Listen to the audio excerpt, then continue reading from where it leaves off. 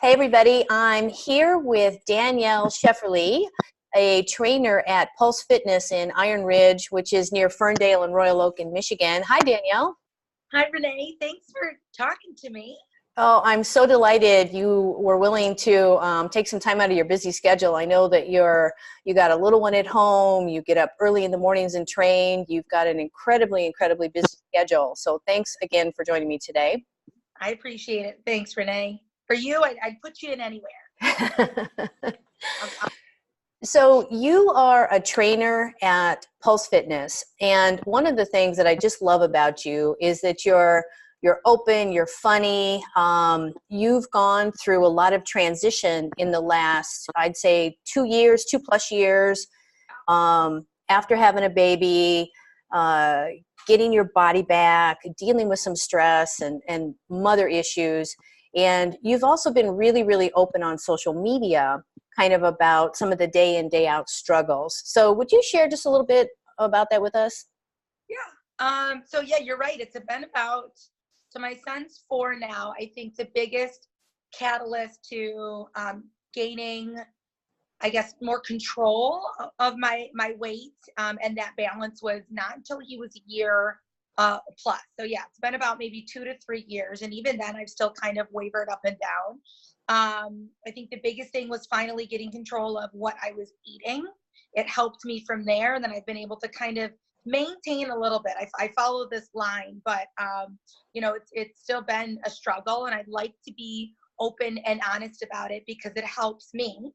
I think it helps anyone. I'm a huge promoter of therapy in that way. I've gone to therapy for 3 years consistently now. So I think that probably does very much trail on to my confidence in being able to, if I'm feeling it, someone else is as well. Mm-hmm. And they might like it or engage in my post whatsoever, but if they read it and for one moment feel a little bit better, then there's a better reason for it. We could feel a little bit better about it. So every once in a while you talk about, because you train, like, gosh, I'm thinking 6 days a week, and I don't mean that you're necessarily lifting weights every day, but you're in the gym pretty much every day. Yeah. And you're training and you're doing cardio and you're taking care of yourself. And I know that you and your family do a lot on weekends, and you're exploring all sorts of things. And there are days that you post about feeling fluffy this morning. What does that mean? So there's 2 words that we don't really say. For me, they're words. So I try, and then when I hear somebody else say them, I tend to kind of bestow my thoughts onto them, and hopefully it makes them feel better. So for some people, the word fat and diet are not trigger words for them, and that's great. For me, they are. I don't want anyone to look at their body or to what they say is I feel fat. Yeah. No, we don't use that word. We use the word fluffy, because internally for me throughout this process, I've definitely seen my body kind of retain water weight. Going through, our women monthly cycle, like all of these things where you just feel like a marshmallow a bit, and it's okay. Because it's temporary usually, and we can always kind of get out it in a certain ways or over time, or 100 different ways that we can go to in the future. But it's a temporary feeling. And I think that the word fat kind of there's a big stigma that we as a society, generation or not, I mean, my mom will say it, I'm like, we don't say that word. So I really like to promote the word fluffy. Okay. I think it's a funnier word for people to say, so hopefully they'll smile. They're like, why are we saying fluffy when we're 31 years old? But I think it just desensitizes the way you feel is absolutely okay. You are allowed to feel, not about it, not in the right mood, not in the right place. You're allowed to feel like you don't fit in your jeans. These are things that are normal, and it's okay. But make it so severe as to call yourself like, yeah, I'm feeling that. I think it can be super negative. And that's why I chose the word fluffy. So we're allowed to feel a little fluff here and there. And so it's interesting that you talk about that, because in my experience working with women and men, the things that tend to affect them really negatively, especially from a self-esteem standpoint, is the word fat, but it is this fluffiness. And it seems to me that women don't quite, maybe it's accept that their body shifts dramatically in a 30-day period, and it's natural.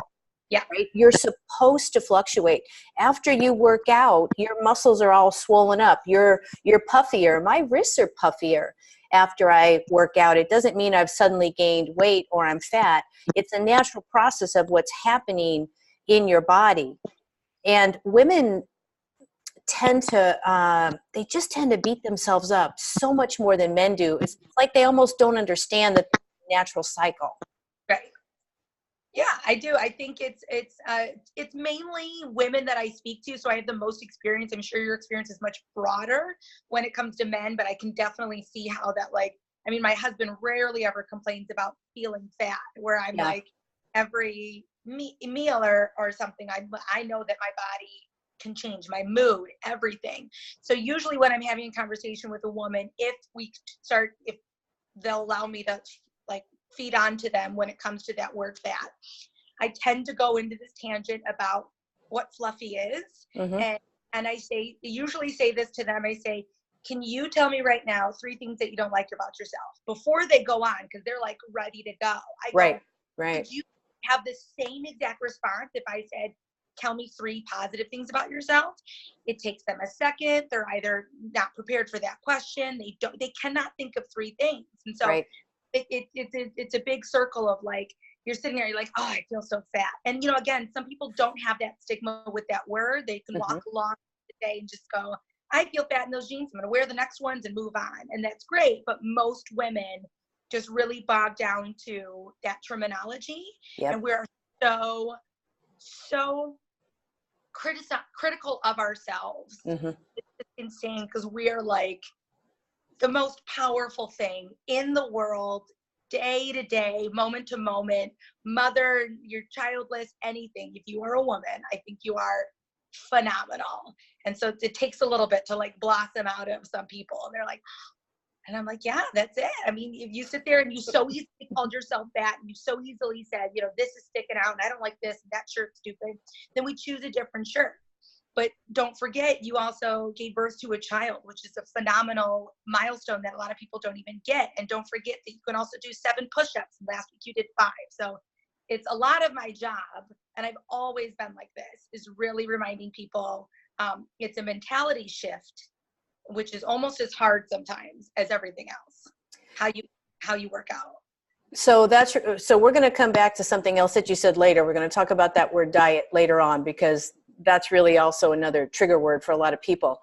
So again, as I've watched you on social media, there are days, and I'm hoping that you'll share with people from a personal journey standpoint, there are days that you've posted feeling stressed, doing this, having this trouble, not liking my body today, but I'm pushing through. So how have you, in the last couple of years, which is as long as I've known you, how have you taken these negatives and turned them into something positive? And I realize that it doesn't always work all the time either. Sometimes our negative thoughts do get control of us, and it's hard. But you've made, as I've watched your journey, you've made a lot of transitions. And yet, even sometimes there are days when, like anybody, you fall back. So would you share a little bit more about that? I would say a big tribute to this would be, again, like I said, I'm super open about going to therapy consistently for 3 years now. So I think that is a big helping factor. Seeing him, you know, about once every 4 or 5 weeks helps keep me accountable. There's a lot of things that they have taught me, as far as like, okay, so it doesn't always, the ways that I've learned to really stay strong and to be positive, like you said, doesn't always work. Let's just say, give a number, for the 10 times a day that I might feel a negative thought, a negative feeling, I'm able to try and rise above 8 out of 10 of those. And that's always a win for me, because I have someone else to look after, and that will always be my son. I think the biggest thing was I wanted to always think and be better for him as well as myself, but he was definitely like, I was going through life kind of wanting better for myself, knowing that I was strong and capable of these things, but having him has definitely made me realize that going above and beyond to really get there is what I needed to do. So I might want to be positive. I might wake up every morning having the best intentions, but then I realize it's for me, and I think it is the same for a lot of people, which is why I post about it. It's actually a little bit easier for me to get in what I called like a cloud over my head and to stay under this cloud. It's easier for me to get there than it is so it's a struggle for me to try and break away and have that sunshine down on me.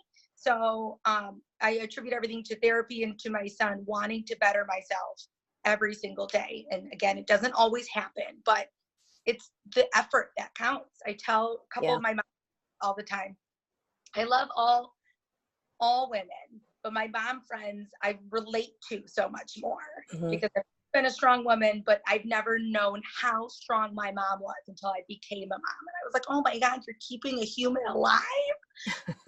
Hard. They want to like eat that are not supposed to be eaten and like run into the street for no reason. So it's really hard to keep them alive. So I started this mentality of they're safe, they're fed, they're loved. That was it. Everything else is above and beyond. So even for, going back to self-image and self-love, it's a lot of like, okay, I'm not going to get down on myself for not running for 45 minutes today. I'm praise myself for running for 30 minutes today. And that's it. Like I could go on and on, but that's the bare minimum of kind of how it needs to be. Right. We have expectations for ourselves and we're sitting there. And I learned this from therapist a long time ago, but if you set expectations, you're setting yourself up for failure every single time. And so the expectation is you have 45 minutes, but realistically, are you going to only work out for 30 of them? Yes. And that's okay. So I think I went off a little. No, that's good. But I also like that you distinguished expectations.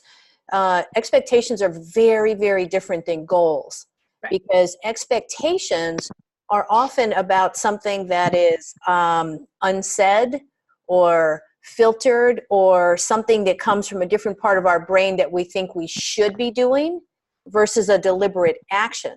And it's very, very easy to get disappointed in ourselves when we start saying, well, I should have done the 45 minutes. I should have done this. I should have chosen the bacon and eggs instead of the waffle, right? Versus what is my goal? Was my goal to eat really well consistently for 6 days of this week and then have a day that I just don't want to worry about it because life's too short, right? So that's a whole different thing. And getting back to the woman thing, there's also, having been a mom, your body as a woman goes through dramatic changes to create life. And the idea that you just go back to normal or to what was before you were pregnant doesn't happen overnight. There's a couple of years it takes for your body to come back to even close to what it was before. And it will never be that because now your body has gone through different changes, which is also kind of an unrealistic expectation, I think, that women place on themselves that, like, why can't I go back to here? Like a lot of times when men say, when men want to lose weight, it's like, yeah, I want to get back to the size I was wearing when I was in college. Yeah. Really? No. Why? When you were a string bean, drinking alcohol and smoking cigarettes and drinking coffee and staying up all night, that was your healthiest? How does that have anything to do with anything? Because they get wrapped up in a number. Right. So let me ask you another question. Is it any time in the last couple of years with all the stuff that you've been very open with, has any of your self-deprecation come out in anything that your son has said? And if there was that like an aha, oh my gosh, I need to work with this a little bit more? I think yes and no. So as far as self-deprecation, no, because so he's 4 now, he's really able to absorb things and talk within the last like year and a half, 2 years. And that's probably been the most successful within the last 2 years that I've been about my own self-confidence. So thankfully, like I don't talk negatively about myself in front of my son. I don't, or ever, to be honest. Like good. It happens, but not in front of my son. It's not, when a small leeway is go to the beach, I don't not wear a bathing suit or not play with him. And like, if there's no body image issue that I have now, to thankfully project on him. Same thing with my husband. He, again, his trigger word is not fat at all. So if he sticks out his belly and says, I got to go to the gym, I'm fat, and like, did a little, like a funny thing, Right. and we don't use the word fat, because as a child, he's absorbing literally everything that we do and we say. Right. And he has no idea even what really fat that word means. Right. Like, no real concept of like what that is mentally for somebody. And so the less he repeats that is phenomenal for me. Right. It's not like he says fluffy, but it's just not really something like around the house. It's not really an issue. Now, when it comes to food, as far as that goes, I eat pretty with leniency. I've never been able to, and then I've just like accepted that I have not ever been strict enough to follow a eating plan to the goals of losing weight to a T. It's just, I've failed at this many times, and then I've just come to terms with the fact that when I prep my meals, which I do every single day for work, and I work 5 to 6 days a week, we can go into that later, but I've learned some really successful ways to keep me happy and at the physical goals that I like to be. I've like thrown my hands up to it and said, well, still eating pizza, you're really happy. So, but when it goes to my son, it's just one of those things where he's still young enough where I have bad memories of like my parents forcing me to eat healthy food. Totally fine that they wanted their children to eat healthy food, but I literally have memories of like, I couldn't get up from the table until I ate broccoli, or like crying. Yeah. Yeah. Like, so right now he does not eat like the healthiest child in the world, but we also don't fight when it comes to food. So do I most of the time order and make like the healthier mac and cheese, the one with like cauliflower bits in it, and we make chicken with like the broccoli built into it? Absolutely. He's still young enough that we just want him to eat. So it's as far as like me not being so strict, me not having like me being a little bit more lenient with it, I am with him. He's allowed, like, he drinks water all day long. I am a water fiend. So his number one drink is water, and then he's allowed like a glass of milk or a glass of orange juice or pop once a day. And again, it's really it's trying to be as healthy as I can create a relationship with food. I need to create that with him, because no matter what, we have proved we were raised a certain way, and I get that, but we will always come the adult that we want to be. So I have hundreds of people who were grown up with a very strict eating habits, and that's the way they eat. Great. I've also seen the literal opposite, where they eat nothing but junk food because they were deprived of it so much. So yeah, we're trying to create a healthy, like, just eat when you're hungry. You've already had candy today. You can't have any more. You know, you were really good today. He helps me with chores, so I let him pick out like Easter eggs and stuff like that. They have little tiny chocolates in them. So like, it's all a balanced game. It's all we want to fight with today, and we're picking our battles. Well, you know, that's a really good way to segue into diet. And when I work with clients, it's amazing how many people think, okay, you just give me an eating plan and tell me what I need to do to work out, and then this time it'll work.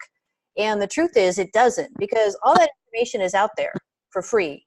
And it's a combination of the thought process around a diet, and the word diet in the American context, and quite frankly in the European, having just come back from Lebanon and working with clients in the UK. Yeah. Diet means there's a start and there's a finish. And people work with that mentality. I'm going to eat this way, I'm going to start eating this way, and then I'm going to finish eating this way, and then that's going to solve everything. And that's why we get this yo-yo effect, because when we think about diet, it should be lifestyle. I'm making choices that support the healthy lifestyle and the way I want to feel to do the things I want to do, whether they're physical, whether they're emotional, whether they're mental, whether there's something that helps with your mental acuity in a job, right? You can eat for that, but it doesn't start and finish. and there's contest dieting. One of the things that drives me nuts, if you're not just to contest diet for the sake of doing it, if you're not actually physically getting on stage, makes absolutely no sense to me whatsoever, because it's unrealistic restricted feeding schedules. And I've seen, again, with women, the bounce back on it is horrendous, because women aren't designed to really get down to 6 and 8% body fat. We're not meant to do that, and we can't sustain it. So it's just crazy. And I know that you work with a lot of people at the gym, and it makes me feel so good to see them continuing to come. And it stresses me out when I see the bounce back that they experience. So how do you manage that in your training?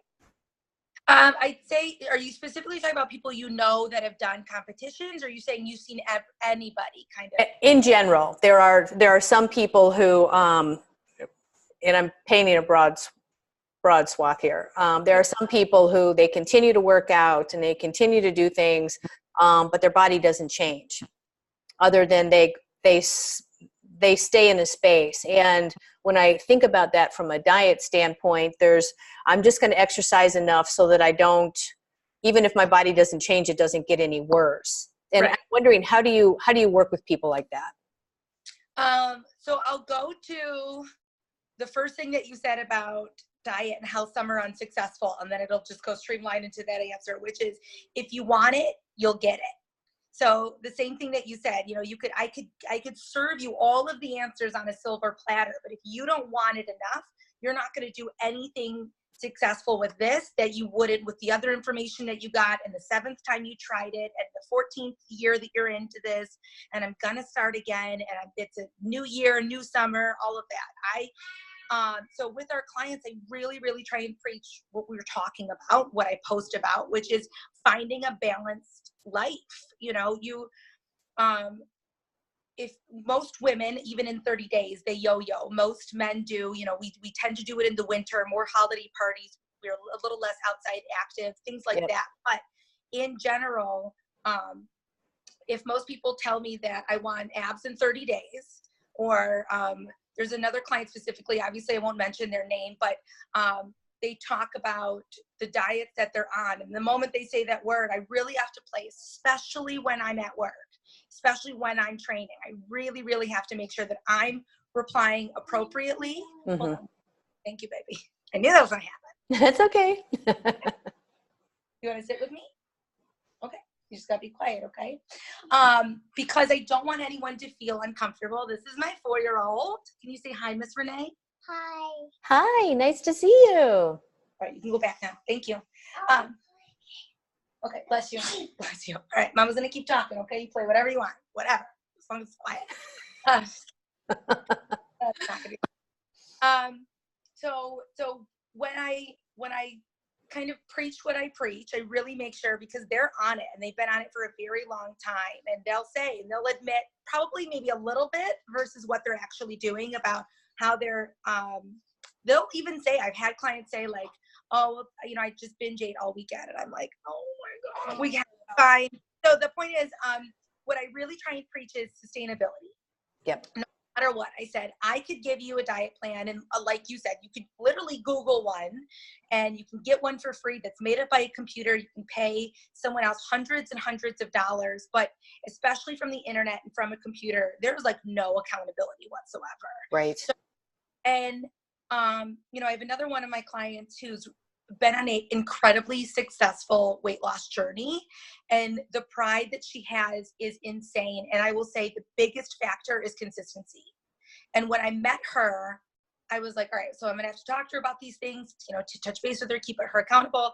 And what I found was, this was maybe, let's just throw out a number, the 9th time she's tried something new or different, and she's about my age. So I'm like, so usually when we talk, and we don't really talk about it anymore because she's been so successful, I don't need to preach anymore.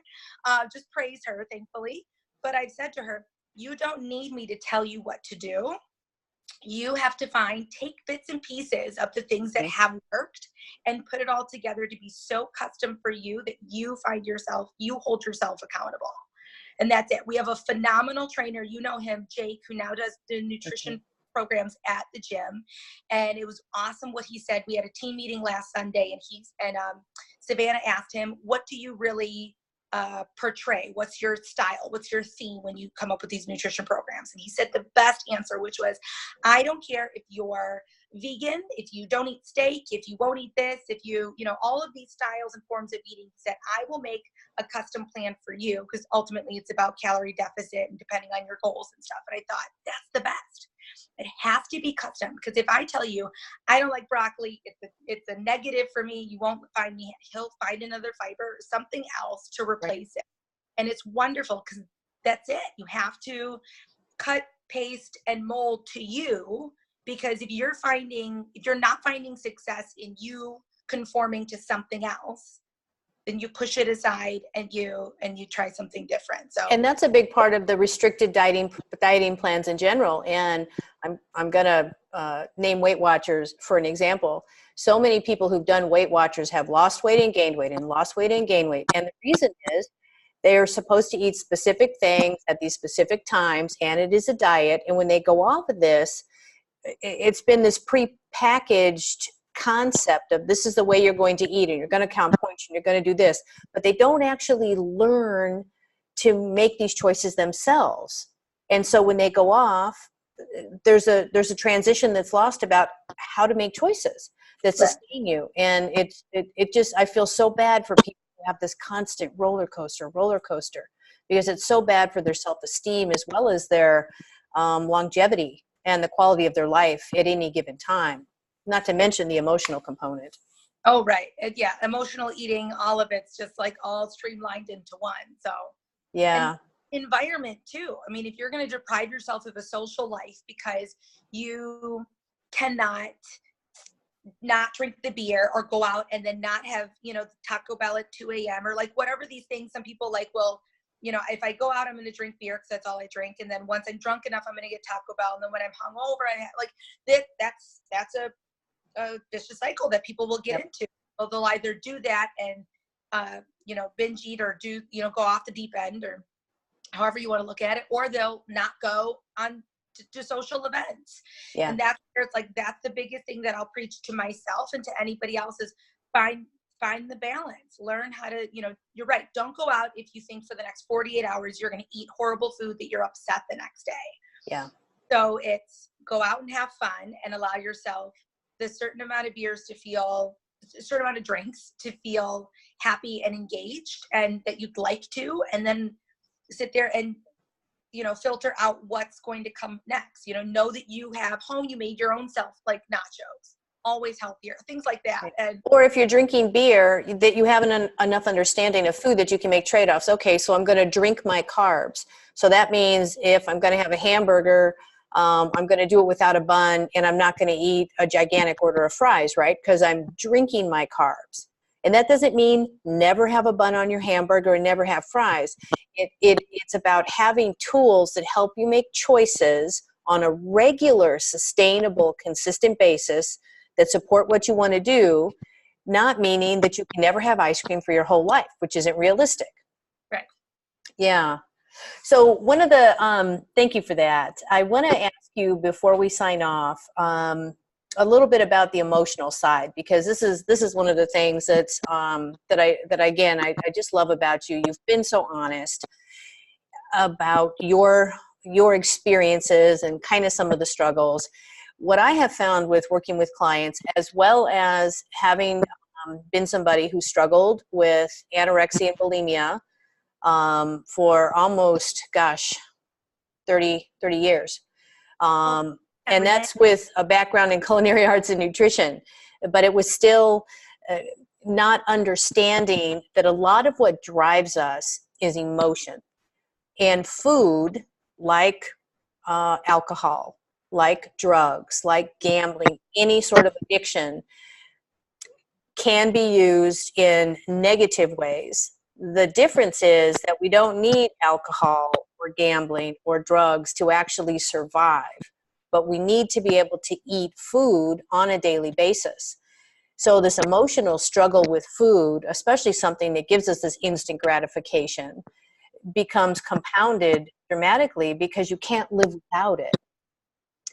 So tell me a little bit about, because I know that you work with this while you're working with your clients as well as you've gone through this. Yeah. It's emotion. I mean, I would say the most successful I am now is finding that inner confidence in myself. Mhm. So when I do literally feed myself, I'm sitting there going, okay, are you going to be happier that you made this decision after this meal? We don't always have that time Mm-hmm. that to Yep. stop our, we impulse eat, we indulge eat, we are so hungry that we binge eat. Like it's a lot. So it's taken time for me to sit there and really accept. I could easily walk right now with my son. We have a wonderful ice cream place that's on the corner, or down the street, which involves a walk to get there. Now, I do believe in like walking to get there is a nice little way of balance, but Mm-hmm. we are also going up north this weekend, and literally within our campground is like a very well-known, super cute, cheap ice cream place. That's usually what we do almost every day. So I have to sit there and go, is this something you want or need now? And because you know you're going to get it probably Friday night, Saturday night, and Sunday night. Right. And the answer is no. But I also then have to accept it and go, am I depriving myself of it? Am I going to be unhappy without it? And the answer is no. I'm going to be fine. Right. I'm super impulsive. I'm obsessive compulsive. There's a lot of things that I really have to sit there. My therapist helped me say. So pizza and popcorn are probably the biggest like things that I eat in my life most often as my like guilty pleasure, my indulgence. I eat the bad popcorn. So and I have this obsession with the moment I think about it, which is usually like a Friday night thing. My husband's usually home early from work. I will say, let's go get pizza. When he's on his healthy eating, he's super like fine. He's like, no, we don't need it. I'm like, but I thought about it and I want it, and it's Friday night. And so I've learned if you take a few moments, literally like 4 minutes, you're doing whatever you're doing. You don't have to sit there in a dark corner and think about it. You don't have to write in your journal. Just sit there and for a moment go, will you be okay without it? And the more I've learned to say, yes, I will be okay without it, the less stress and negativity I put on it. So that's a really interesting point, and I don't want you to lose your train of thought, but it's interesting because that's another challenge with food is we associate these other things with it, right? But it's Friday night, right? And Friday night means it's the end of the week, and we're going to do this, and we're going to watch movies. So it's not just the pizza. The pizza is a part of everything else that's going to happen, which is emotionally satisfying. Yeah. So, okay, keep going. To give into this, and again, it's the impulse. I'm like, it's hard for me to wrap my head around the fact that my husband can so easily say no when I will be like, no, like, and I don't get it because I just, when I'm home, I'm like, I sink into my chair and I just do that. But so if he won't get it, then we realistically won't get it. And so I just sit there and go, do you want it that bad that you're going to get up and go get it? And the answer is usually no.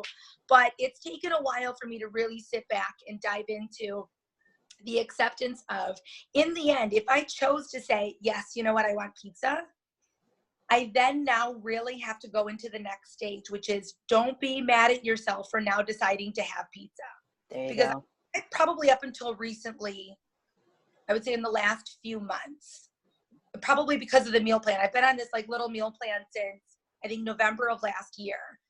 So it's been super recent that I've been really able to kind of like compartmentalize some of the foods to my emotion, to decide balance wise, be happy and content with the choices that you make or make other ones.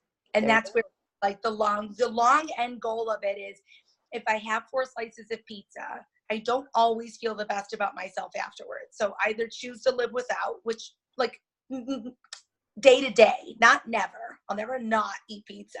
But Right. if Friday, again, we're going to go up north, we eat like we snack a lot, but otherwise it's still like we do chicken on the grill and stuff like that. So we're pretty healthy eating. But again, it's just picking and choosing your battles like we do with our son. I think I watched him eat peas once at a friend's house, and I was like, eating peas?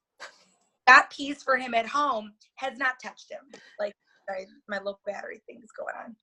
So again, pick and choose your battles. And it just really, I cannot stress this enough.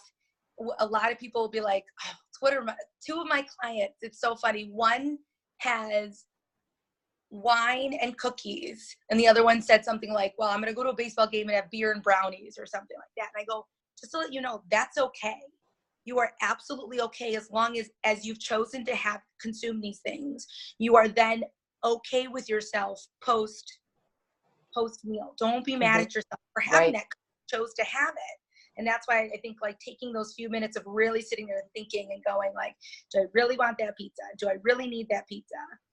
And if you say yes, owning the choice, right? Just own it. Say, yeah, I do want that. For whatever reason, I like the way brownies and beer taste. I'm going to have it.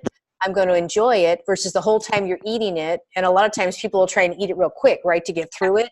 And then you sit there and you suffer with, oh, God, why did I do that? Why did I do that? Why did I do that? Just own it. I want it. I'm going to have it. I'll make some adjustments tomorrow so that you can at least enjoy the experience you're having versus making that another thing that you beat yourself up with. Yeah, it goes along with the stigma of we think, if we gain weight, if we wear larger sizes, if we have a different arms than maybe the next person or something as a body part comparison, we have to be negative. We have to you don't need to tell me that you had wine and cookies to confess something bad. Shoot, right. Why didn't I join you? Like it's okay to make those choices. It is okay to take a week off of working out because you really felt, the work was too much. It's okay. That next day is when you get back on it, and just the acceptance of it really has got to be there. The acceptance that you are human. You are allowed to have really, really good moments, and you are allowed your really, really bad moments. It's how you're going to accept both of those because it's still who you are no matter what. I have OCD. This is what I am. I have a bag of Muddy Buddies almost every time we drive up north. I don't know why, but now it's become, when I'm in that driver's seat, I have Muddy Buddies. And every once in a while I'll tell myself, like, don't get them. And then my husband will go in the gas station and I'll be like, should you get me Muddy Buddies? I'm going to this time. I was like, I think we're going to go ahead and do it. And it's just okay. Like, because it's part of your experience. It's something that you've got in there, which is great because that's also about not demonizing foods, which is another way to punish ourselves for the choices that we think we're not making, when in fact we are making the choice. Nobody's putting food in our mouth. We're doing it ourselves. So it's about how we look at those choices. And when you do take ownership of it, it's a completely different thing because it actually empowers you. Heck yeah, I want a sundae, man. I haven't had a sundae in a long time. I'm going to enjoy the hell out of this thing. I'm going to get everything on it I possibly can and enjoy it because life's just too short to have this constant punishment cycle. I think that's huge. I don't know why. I don't remember if I saw it on a video or something, but for some reason, a lot lately, I've been going, when I'm 70, when I'm 80, when I'm 90, and I look back on my life, am I going to remember my 740-second workout? Am I going to remember, actually what I'm about to eat, which is rice and turkey and green beans? No, I'm going to remember going to the zoo with my son and getting a slushie with him, or going to the movie theater and we get popcorn and we each get one piece of candy. And that's okay if I don't want it at that time, but it's also okay if I do. And I think I've come to that. I wish I would have come to this realization earlier, but I'm 31 years old. I still at the doctor's office turn around when they weigh me because that number is a trigger. Yep. Make me feel a certain way about myself because those numbers have kind of like been embedded into our head to mean something. Right. I'm just going to wear pants that fit me and wear shirts that fit me. Yep. And I'm okay with it. It's a lot of acceptance. It's a lot of growth, a lot of therapy. So. Well, Danielle, thank you so much. You are so inspiring to me and to so many people at Pulse Fitness. Tell everybody, where can they find you and where can they find Pulse Fitness before we say goodbye? Awesome. And thanks again, Renee. I really appreciate it. I appreciate all the conversations that we have. On the side note, your red hair and your smiley face throughout that gym is like a great, great moment in my day. Thank you. So you can find me and phenomenal other trainers, nutritionists. So we have instructors and everybody under the sun at Pulse Fitness. It's an Iron Ridge district, which is 400 East 10 Mile Road. You can call at 248-579-0363. Set up a fitness assessment, and that's set aside one time between you and a trainer to go over whatever your goals are. We're a privately owned gym, as you know, Renee, and basically that just means we really, really, really focus and hone in on you. We're an elite personal training facility, which doesn't mean that you can't just come for classes in open gym. It's a full circle to make it custom for whatever you need. Danielle, thank you so, so much. And I'll make sure and link Pulse Fitness in the bottom of this video, kind of in the show notes. And have a great weekend up north. And thanks again for your time, sweetie. Thanks, Renee. Have a good day. Bye-bye.